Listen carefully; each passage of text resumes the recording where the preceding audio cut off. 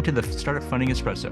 I'm Hall T. Martin, where we talk about how to raise funding and invest in startups and the time it takes to drink an espresso. If you have a question about startup funding or investing, please go to the website, startupfundingespresso.com, and type in your question into the chat bot in the lower right corner to receive an answer. I hope you enjoy this episode.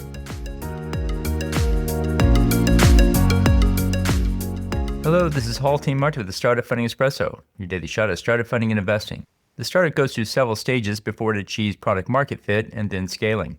Here are the key steps that come before. The founder establishes the team. This is often driven by a passion or a business opportunity. The founding team develops a vision for the business they will build. This is often improving the customer experience around a current problem. The team envisions a product that provides value to the customer that solves the problem.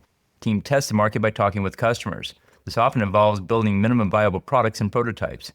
The team builds an initial version of the product and tests the business model. The goal is to see if the customers use the product and if demand will spread. The team takes the product out to a broader range of customers to check interest.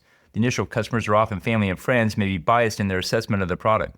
The team works on the product to achieve product market fit. The goal here is to make sure the product works well for the customer and meets their needs. Consider these steps in establishing a startup for your idea. Thank you for joining us for the Startup Funding Espresso, where we help startups and investors connect for funding.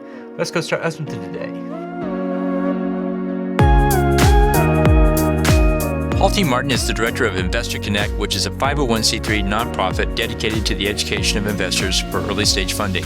All opinions expressed by Hall and podcast guests are solely their own opinions and do not reflect the opinion of Investor Connect. This podcast is for informational purposes only and should not be relied upon as a basis for investment decisions.